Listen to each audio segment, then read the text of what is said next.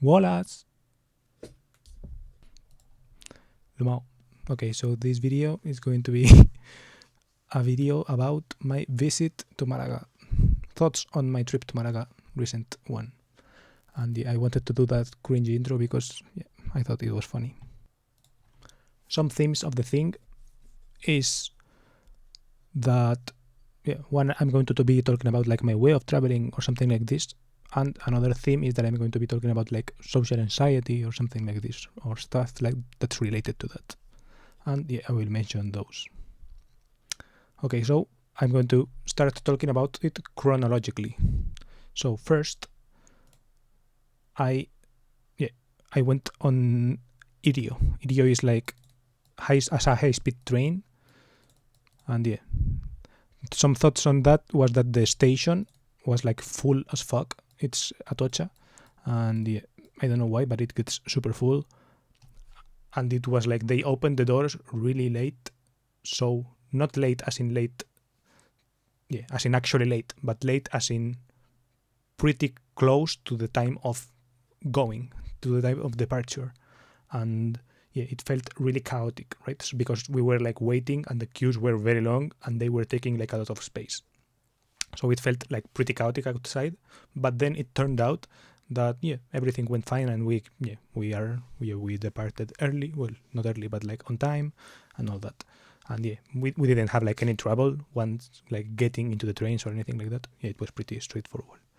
So it's like, I guess, in that made me think like in terms of like good organization, because it was like well organized, right? Because everything started on time. They started like getting people into the trains like when it was supposed to happen or whatever. But I don't know, something felt off in the, I guess, optics, or like maybe in the sense of like customer care, or like feeling taken care of. I'm feeling like there was like this dissonance between feeling like something is in control versus actually being in control, because it turned out that it had been in control, but it didn't look like it, right? And I was like feeling like, why is there this disconnect? Because also Irio is like a, I guess you could say, lower cost operator in this, because the high speed market has been like liberalized or something like this, and some new players have come into play or something like that. So maybe it has something to do with that versus like traditional Renfe like AVE operations. Who knows? I don't know. That was something I thought about. Then another thought I had was so I had a little wine here. It is called Antigua Casa de Guardia, and it has like sweet wine or whatever. And so I had like a little cup of wine like this, more or less. And the thing is that it was the place. Something funny is that they write like the amount you owe on the counter like that with like chalk or something, and that was a funny detail that I had. And essentially the place is like this. It's this really narrow corner with a bar, and you're like, and I drank my shit like right on the bar, and it felt pretty cramped. But actually, like once you're there, it's not that cramped, and people like started kind of leaving. Maybe, I don't know. So it looks really cramped, but the actual experience of being there wasn't that cramped. But I felt bad. I don't know. I felt weird. The wine itself was pretty good, and it was like sweet, and I had like a couple of pinchos or whatever the fuck. They have these things, so I had these brochettes or whatever the fuck they call it in English.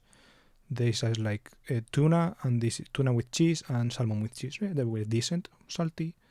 The fish tasted nice, and they were kind of expensive for what they were. Each one was like a couple of euros, maybe one point something. So we had 4. So it was like that plus the wine was like 8 euros or something, which isn't like crazy money, but it is still like it's not like price per dollar, something that I mean, price per quantity, it's not like a big filling amount type shit. But it was nice as like an aperitivo or whatever. But yeah, what I was thinking was that it felt more like a social activity or something like that, right? It didn't feel like a place where you go alone. Or yeah, I felt like I wasn't supposed to be there, and I felt weird being there. Maybe the waiter's attitude had something to do with it. I don't know. It's like Andalusia has like, the region has like this fame of it being kind of a, I don't know, welcoming place or something like this, or like where the people are like really, friendly or something like that. And yeah, in this case, the waiter, he wasn't like frowny or like actively rude, but he was pretty like, I don't know, dry, I guess. And yeah, I didn't feel like that welcome there. Yeah, I felt kind of like I was doing tourism wrong also. I don't know. The place was filled with like, everyone there seemed like he was like, everyone felt like a tourist. I was as well. But yeah, everyone sounded like they were talking in English or something like this, or like in German or in Dutch. I don't know. But yeah, it's not that the fact that I was going to the tourist joint that bothered me. It was something like about it. I don't know. It felt like, I don't know. It felt like I was doing it wrong. It felt like all those tourists were like touristing right, and I was doing it wrong somehow. I don't know. And yeah, this is again tied to my way of traveling thing. How did I arrive to that place? And that it is because I checked. My way of traveling was like based on this, and I went there because I wanted conchas finas, which is like it is like some kind of dish from there, and which this this is mejillones, but yeah, it's some kind of like something like this, more or less. And I wanted to try it because I had it on my sitios note. Yeah, here I have this note where I have like sitios where I want to go, places where I want to go, and I went there because of that. But yeah, they didn't have it, so I didn't order them. So that is the reason why I went there. And the thing is that, I don't know, something about it felt weird because they didn't have what I wanted, and I felt, I don't know, not mistreated, but I felt unwelcome. So it was like, why am I here, right? The wine was good, but I had to drink it right there super quickly. Well, not super quickly, but it's something that you drink really quickly, and I didn't have like motivation to drink more of it. I don't know. It was, so I felt weird, and no one asked me and kept me there. I don't know. So it was like, what the fuck am I doing here? And also, I didn't even like, here I read that it didn't feel agentic. I don't know why I used that word. It's not even agency, probably. I felt, maybe lack of communication or like a failure on my end to mine information, because I felt like why didn't they have concha fina there, right? Was it because it's a seasonal thing and I went out of season? Didn't they have it just because of their own supply issues on their end? Is it like, or is it supply issues on other people's ends? Why? And maybe I could have like mined for that information, but I don't know. I didn't feel like it. The environment didn't feel prone for me asking that kind of information. I don't know. So I felt like this sense of underwhelming on that. Then the next thing, the next part was the hostel. It was a hostel there, and the room was like small, obviously. Well, not that small, and it had these metallic bunk beds, and it had a shared bathroom in the floor with like another 4 rooms or something like that. But it was like a regular hostel, I guess. Regular hostel experience. I slept, took a little bit to sleep because of the light was on, then someone turned it off, then I took a little bit to sleep and I slept, and I didn't get woken up by super noisy stuff, but I woke up earlier than my alarm.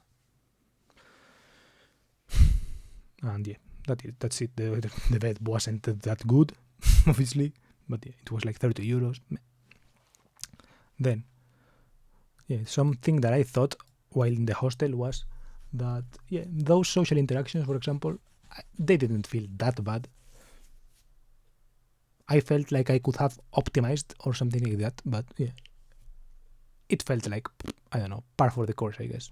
Talking like there was like an English guy, and he talked about, yeah, he told me a little bit about his life, but for example, I didn't get even his name, I forgot.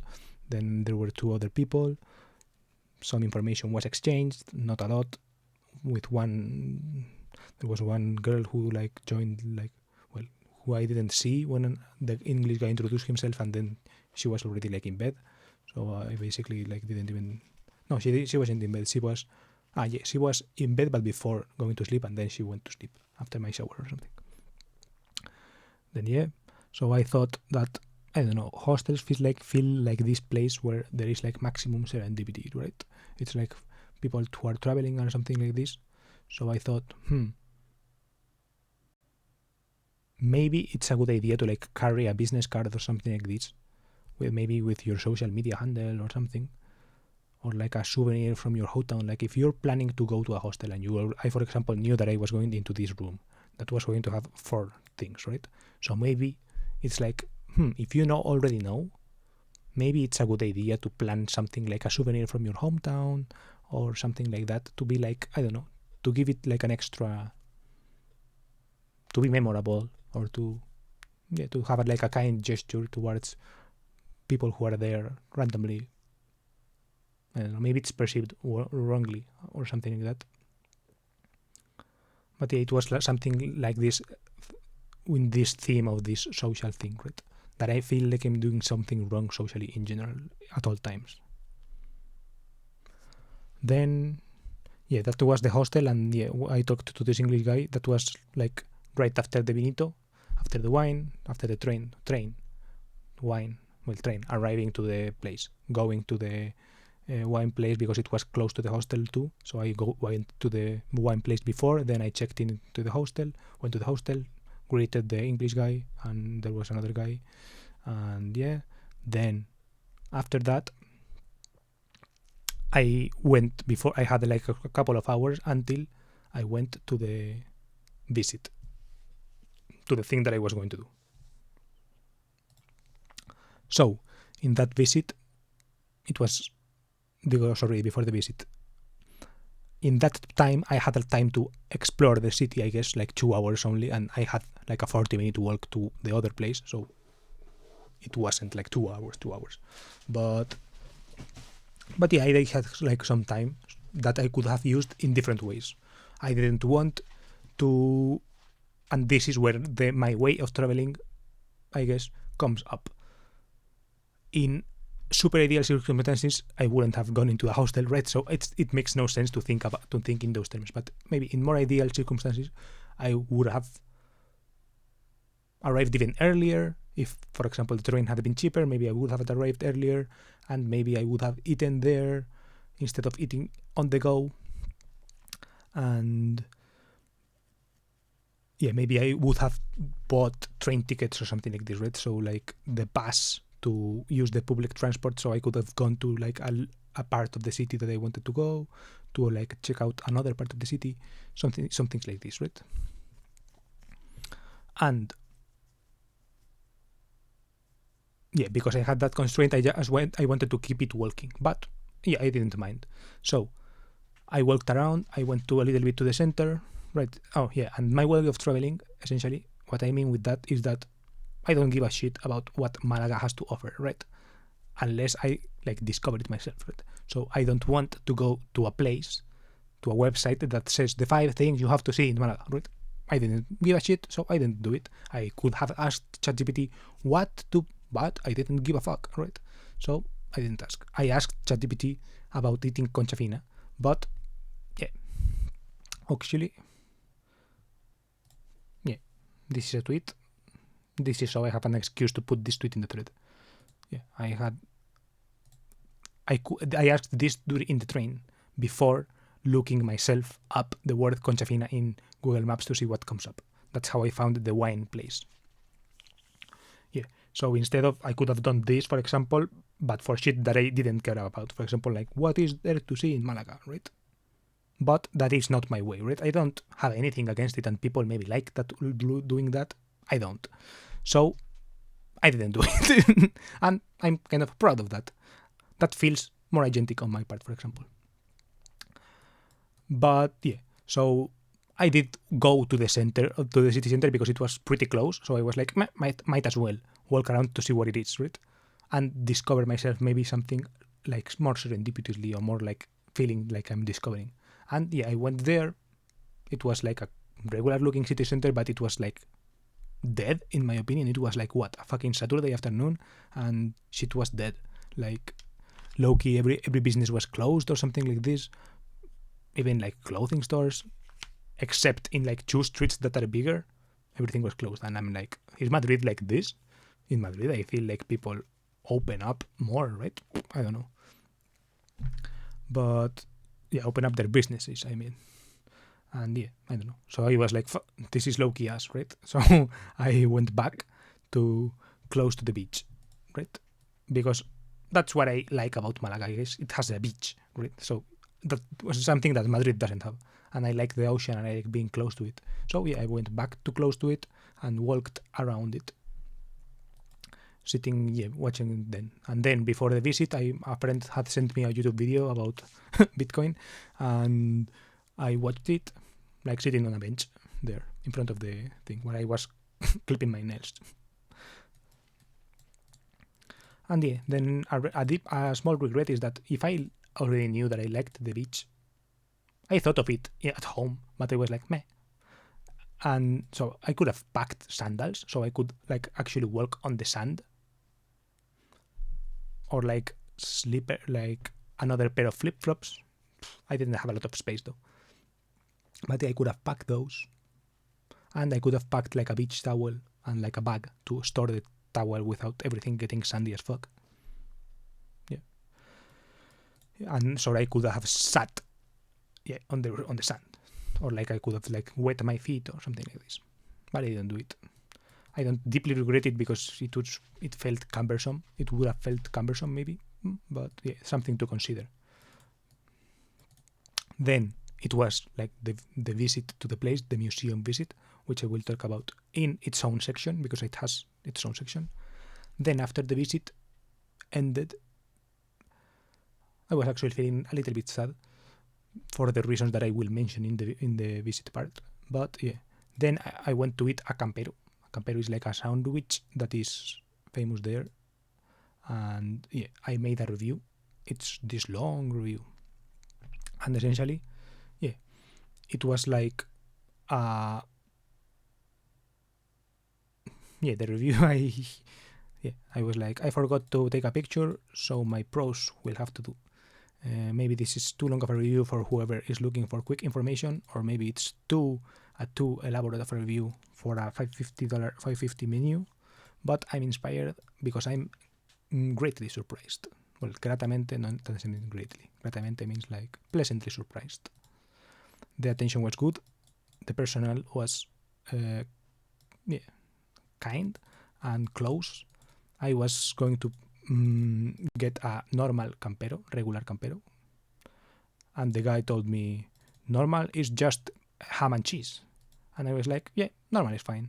And he told me, are you sure you don't want a chicken one? And I was like, sure, let me get the chicken one. And he hit the nail on the coffin, I guess. Well, he nailed it, sorry. Always considering the category in which we are playing, $5.50 with potatoes and a drink, it's a balanced and tasty sandwich of good size. The fact that it was a chicken one was acierto, a positive thing. The opposite of error, which makes it a more consistent sandwich, the fact that it's chicken. And there is consistent as in, a more filling sandwich. And there is enough quantity of it, but not too much so that it feels dry. Yeah, because usually like this kind of cheap chicken feels dry. And the ham and the vegetables balance that inherent dryness of chicken, that chicken dryness, as well as do the sauces. I don't know if it's a special sauce, campera sauce or something like that, or just a simple combination of ketchup and mayo, but they give it that nice touch. The ingredients are well distributed throughout a well toasted bread. Yeah, through an equally well distributed toasted bread, right? Because the bread was well toasted, like uniformly toasted. The truth is that it's difficult for me to think about equally satisfying and satisfactory alternatives in the category. Kebab / durum usually suffer from worse distribution / uniformity. Here they haven't as they have them as well, so maybe they do them better. But I think it's something that comes with the format. A McDonald's / Burger King hamburger also suffer from the same thing. Not to confuse with what I call uniformity.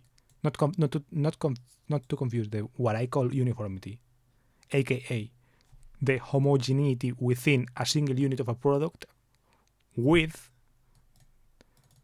it's possible that McDonald's and Burger King are the kings of uniformity in a global sense, aka what you can expect from a similar product in every location of the world, but not in a unit uniformity in which hamburgers are assembled in a way that is pretty chaotic, with the meat discentered, bad distribution of sauce using like this 3-point sauce machine. Yeah. So the only possible bad thing I can think of is that I forgot to take Kleenexes or whatever the fuck, napkins. Maybe they could have put them in the bag. Maybe it was an intentional thing, because maybe they don't handle the humidity of the condensation of the drink.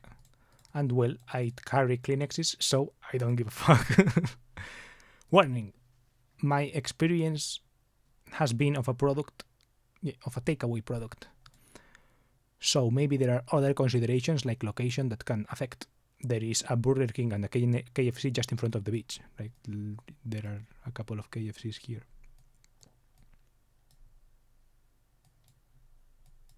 Yeah, just in front of the beach.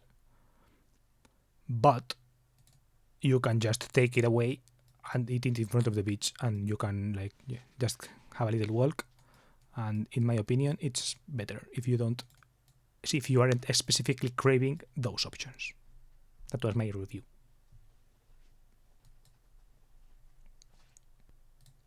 Then after that, I went back to the hostel.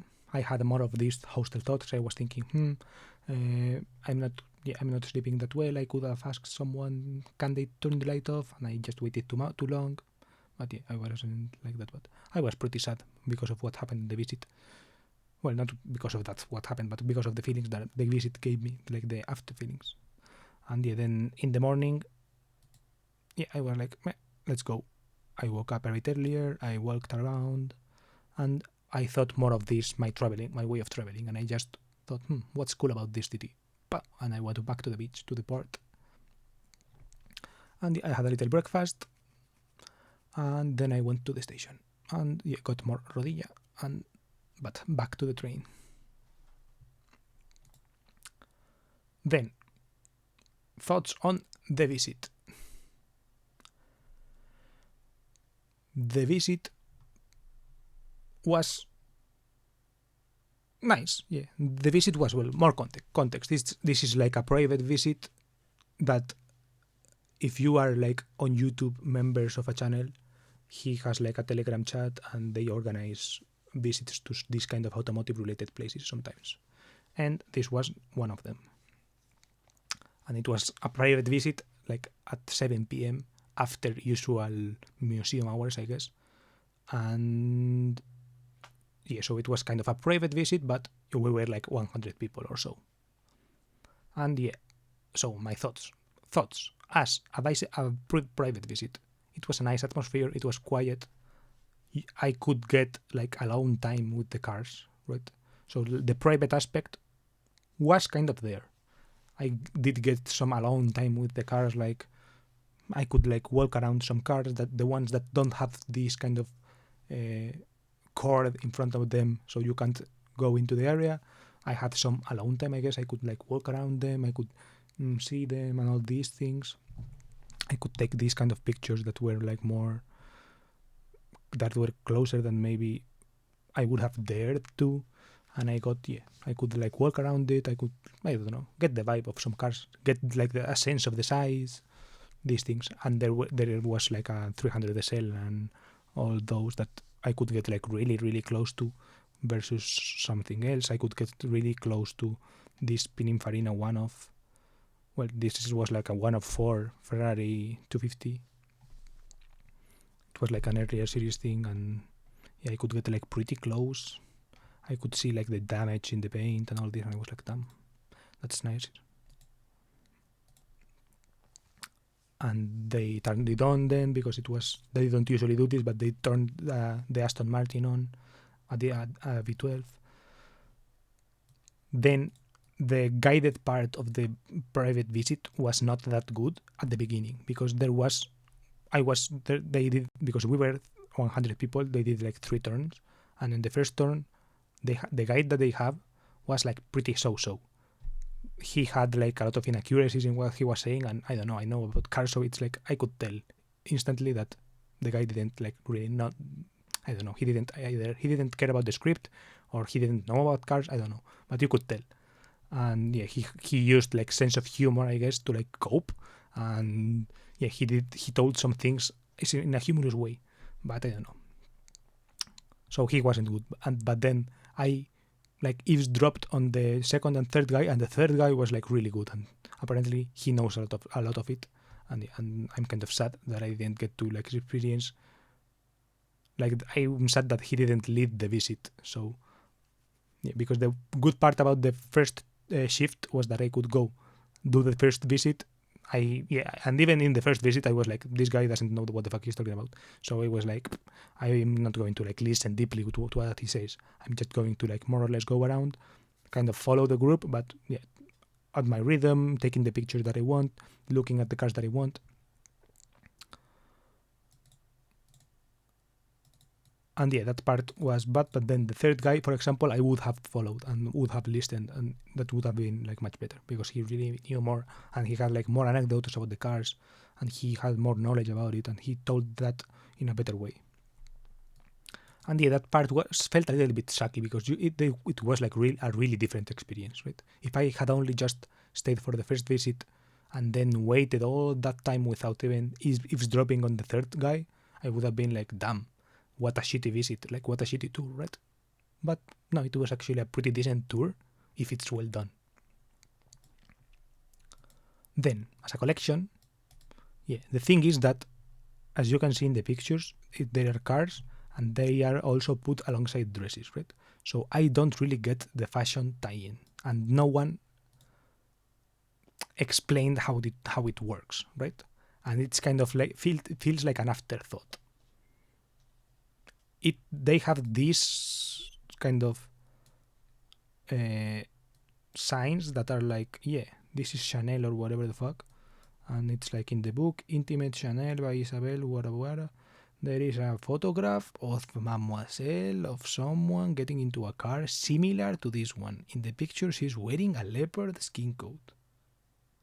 That's why we show it here, right? So it's like, what the fuck type of mental kind of gymnastics do you have to do to like put together this fucking thing, right?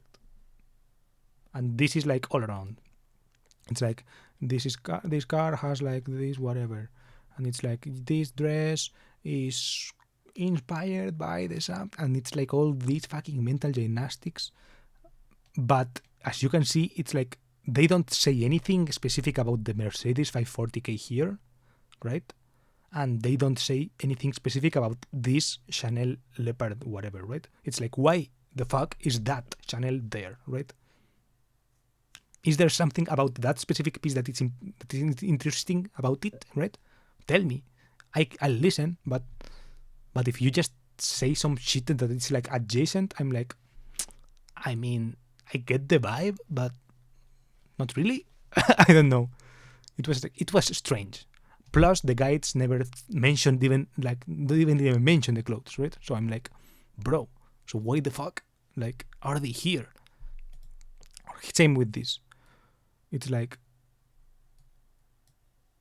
yeah, because I don't know. One of the reasons that motivated me to go here was like because it has it had the fashion tie-in, right?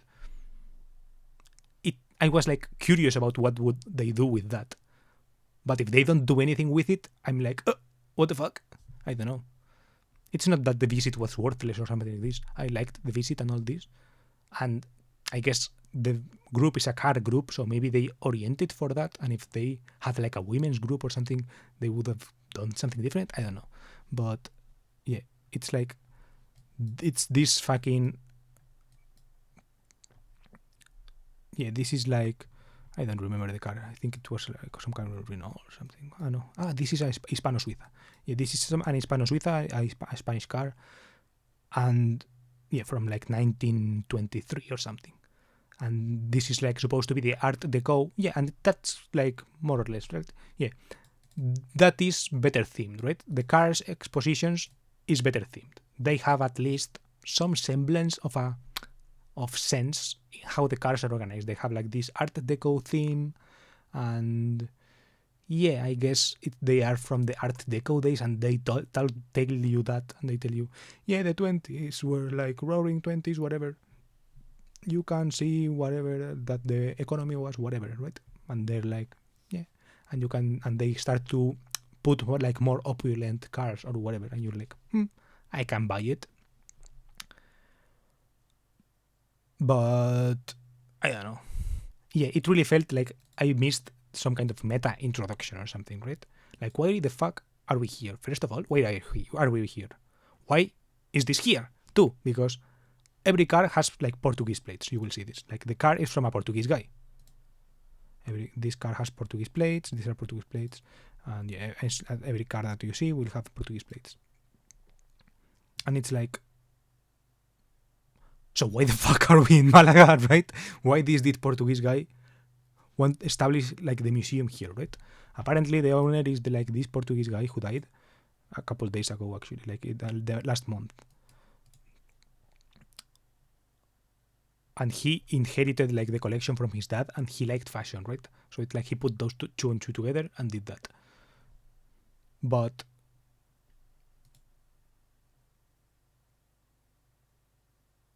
yeah, but I don't know, it feels like so strange, right? I might took some pictures here. Yeah, there are some pictures that I took after of the book of how he explains it, and this is how he explains, like, yeah, yeah. So his dad was like an industrial textile person, and it's like he doesn't like cars that much, but he like remember his parents or something like this. He mentions like a couple of things that he knows about cars, right? That of anecdotes that he mentions about cars, and then some kind of Portuguese dictator came or something like that, and like people with money went away, right?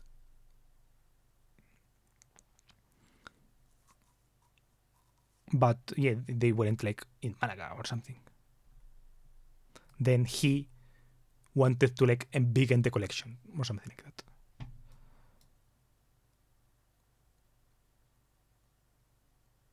Yeah, and he says that, yeah, unlike my father, I don't understand anything about mechanics or something like this, right?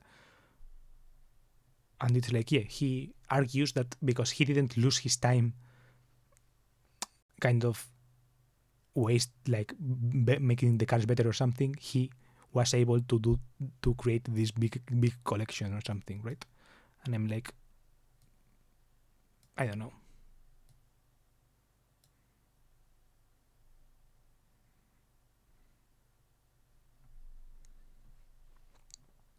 It's like reading this, I understood the narrative more, but this is a book that's in the shop that I read after the visit, right? So during the visit, I was like, what the fuck, right? And then, yeah, after this collection mention or something like this, I could say more. And maybe I will in some time. I don't know. I was sad after hearing that he died because in the book there are his email. He shows his email, and I wanted to like write a email talking about these things, but since he's now dead, I can't. Or like I don't know. It's a bit underwhelming because I don't know like who the fuck is going to like handle all this, right? But yeah. And yeah, so next, the social aspect. It was, I don't know, it felt strange. First of all, context. It is a visit organized by by a YouTuber who is more or less a personality, and the channel is also run by a dude who is like behind the scenes, but he shows on camera sometimes. And yeah, so it's like already the dynamic. Well, it's, I guess there are 100 people who know too, but between like the others, it's like there is this kind of atmosphere, right? More or less, like everyone was, I guess, most people were like older than me, way older. Like I don't know, maybe 10 years older, so like in their 30s to 20 years older, in their 40s, maybe something like this. That would be my age, my guess. Even maybe maybe some people a bit older than that. But yeah, I don't know. I don't feel like bad about it or anything like that. And yeah, everyone was nice, but more or less, it's like my thoughts is that most of these people are like, I don't know. I feel retarded saying this, but it felt like really clearly that like most people of this kind are normies, right? They are like working their regular jobs, and they have like this hobby on the side of watching car videos of this guy, right? Because the guy makes car videos, and yeah, they also, I guess, can pay like these $4 a month that are fucking ridiculous, right? So it's like, okay. But I don't know, I felt like a bit out of place there as well, right? I don't have a car. I went by train. I can't talk a lot about my cars because I don't have them, so I can't tell a lot of anecdotes about my cars. People can, yeah, people like, they own cars, they own bikes, they own places, they can whatever, so they can be like talking about these things all along, right? And I don't feel like I have like a lot to add there to the conversation that they would care about, right? I don't know. It's like when you meet with the regular humans who you don't know anything about, it's like you can put some care about the unknowns, right? But when you are going to a group where everyone is supposed to like know, like you guys know why you know each other, right? Why you're there in this channel together. I don't know. I felt a bit out of place there. Then there are some interesting dynamics there, right? For example, I remember at the end I mentioned this good guide. The guide, like, he was good because he knew the collection and all this, right? And he was able to like communicate it that well, and he seemed knowledgeable, and apparently he's like also kind of in charge of maintenance or something like this. So he has these anecdotes that really, I don't know, bring his like narration alive and his stories alive. Yeah, and he also talked a lot. And then at the end, after the visit, like he stood around for a while. Well, stayed. He stayed around for a while, as did the YouTuber and all this, right? So they was like a bit, in my opinion, awkward, but also not that awkward. Like, I guess, chat around at the end or whatever. For me, it was awkward as hell, and I am awkward probably. But yeah, for them, I guess, like, yeah, the YouTuber was like there. People approach him sometimes. Hey, very good visit. I have to go now. Bye. And he, meanwhile, kept talking about these car things that I can't say anything about. And yeah, so that. And then the dynamic that I mentioned, when these people happen, like whatever. First of all, before entering the museum, like a couple people met, right? So it was like this kind of group of 5-6 people with 2 people who talk more. And these 2 people who talk more are like talking 90% of the time, and the other 5 people are talking maybe 10%, not even that. And then that situation repeated after in this chat, right? So before all with members, and then after with the guide and another member and more members, right? So it's like awkward as hell to me, right? I don't know. It's like I notice these things. And when I try to speak, I feel like I fuck up, right? I feel like I'm saying shit that no one gives a fuck, and that the words I'm saying are being misinterpreted somehow. And I feel broken because of that, right? I don't know. I'm not sure if it's because of COVID. That's what I wrote here. If it was already like that. The thing I now notice, the thing is, right? I now notice way more. Before COVID, I think, or I'm not sure if COVID, or maybe it's not COVID and it's like even before.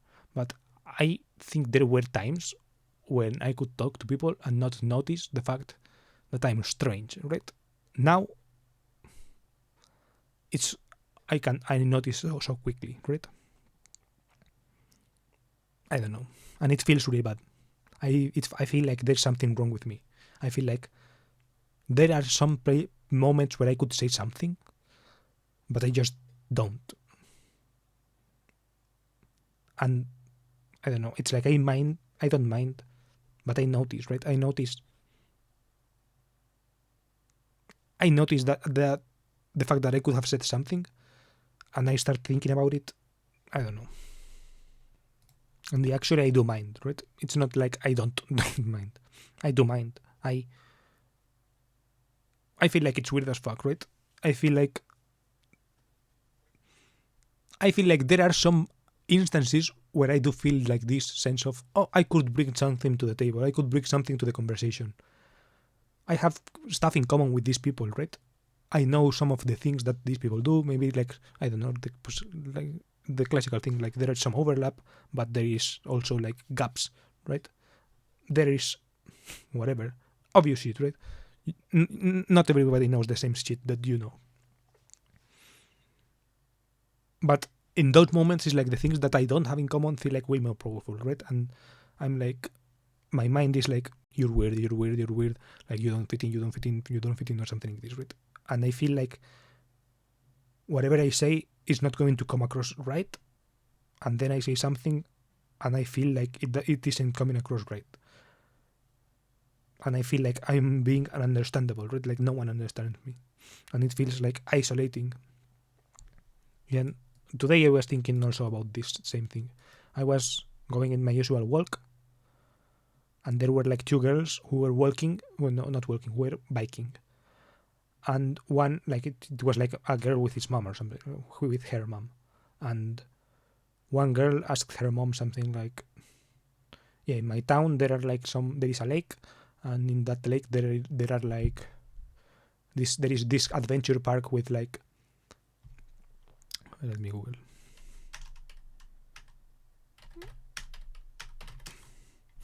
These things. Zip lines. I don't even know. Zip line. There is a park with these zip lines, right?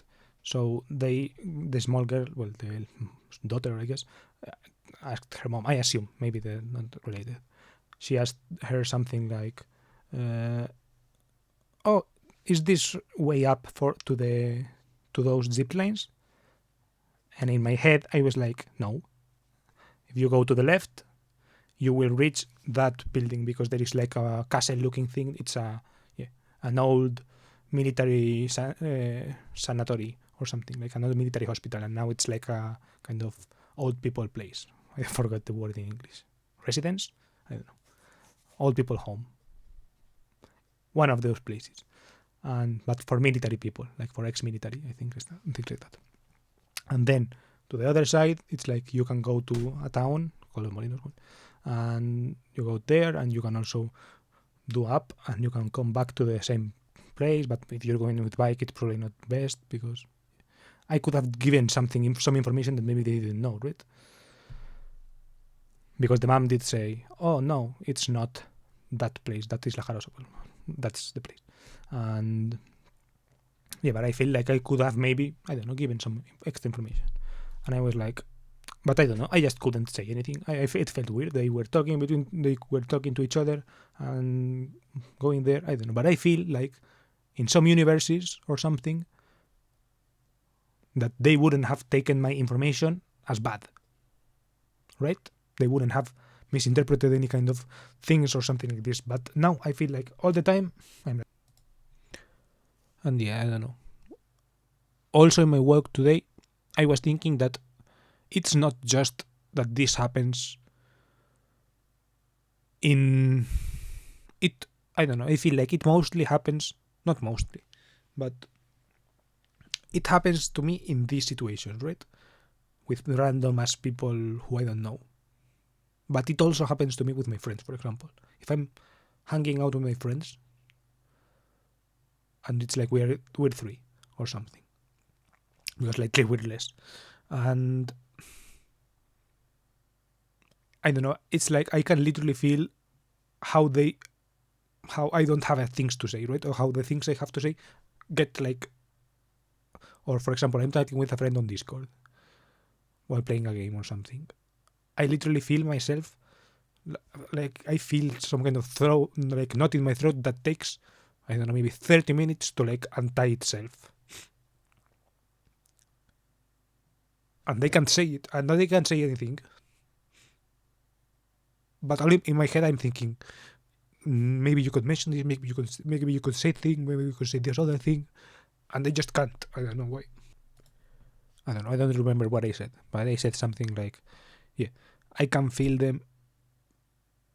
Yeah, I will tell you when I'm with a friend talking. I'm thinking obviously I don't have like a billion friends, so there is probably very little chance that if I talked with you on Discord, like on a voice call in the last 10 days or 5 days or something, it's probably, I don't talk at all on Discord. And if I hung out with you and we were three, it's like when right? I mean, they don't watch my videos, those two people, for example, but I know that the one on Discord maybe does. But yeah, for example, and it takes I remember it takes me like 30 minutes or something to be able to like bring myself to say something. I don't know, kind of out of line or something. I don't know, something or a response to something or something like that. And then when I'm with my two friends, I literally feel like I enjoy being with them and all this, and I don't know, maybe they enjoy being with me as well or something. But it's like I can literally feel them getting bored while talking, right? They just run out of shit to say. Like we've just run out of shit to say. We've run out of interesting conversation, and then when they want to talk politics or whatever the fuck, then it's like I feel myself getting bored as fuck, and I'm like I don't give a shit, right? I feel that. And then with my friend or something, he's telling me about stuff that's new happening in his life or whatever, and I'm like listening and interested and all this, and I feel something coming up, some answer, but then I can't say it because my throat is like, I don't know, I can't say anything. And then when something comes up, it's like it's been 30 minutes, and then it's like when the next thing comes up and then it's been like another 30 minutes, it's like what, a fucking hour has passed, and then he has to leave because he has a job. And like me, he has a job or something like this, right? And I don't know, that makes me feel alone, I guess. That's why I'm sad and crying. Maybe it feels like overreacting, but in that sense, I feel sad and alone. With my friends, I feel sad and alone. Then, in other aspects of life, I also feel sad and alone.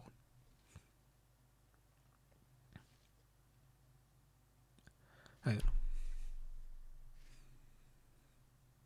It's like I was thinking of K-word myself,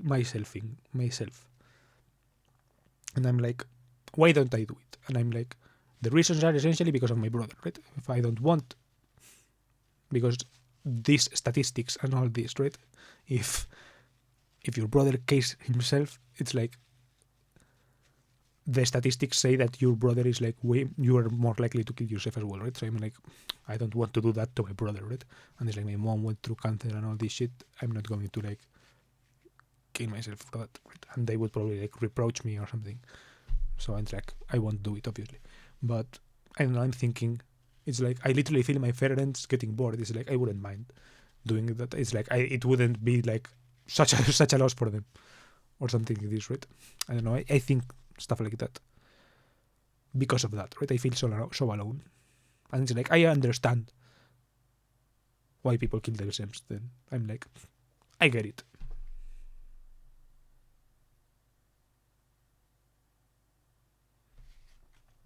I don't know. I'm not a doomer or something. I'm not going to kill myself. No, literally.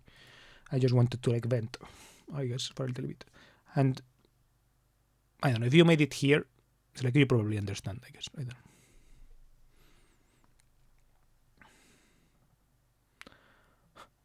know. And yeah, this is a video, my 100 video series.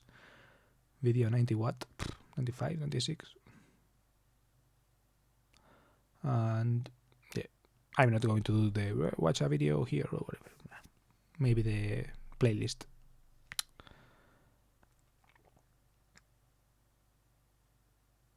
Yeah, that's it. But I could say more stuff, but maybe I'll pause and say more stuff. I don't know. I was thinking of this while walking, right? I was thinking because that was packed the thought, right? I was like, I literally feel them getting bored. I'm like, holy fuck, I'm boring, right? It's like I wouldn't be missed. That's my point, right? And I don't know. I have other friends, and maybe they would miss me a little bit. But it's like the ones I don't see wouldn't miss me, obviously, because I don't see them, right? So it's like they won't miss me. And the ones I see more often, I feel them getting bored. And then the one exception that I had, that was like,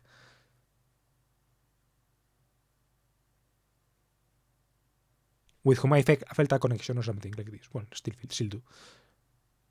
It's like, I don't know. I feel like, for example, she would understand. I feel like one would understand.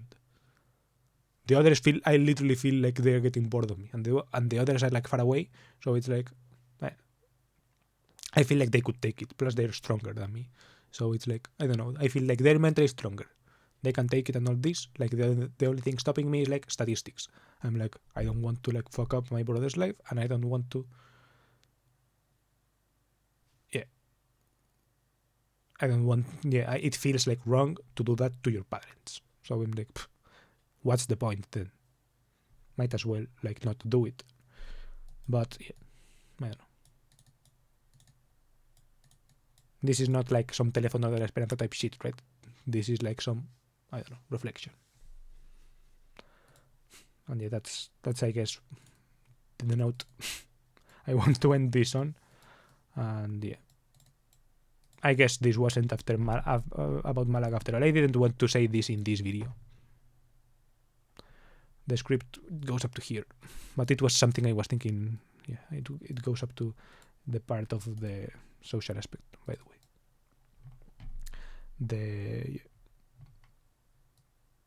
About the women, about the tirolinas thing. But because I was thinking about that while I was walking, I was thinking of making that part of the video, but in like my status update. I was thinking of uploading that part in my status update October, whatever, right? And I was going to be like, okay, I'm feeling bad because of this thing, right?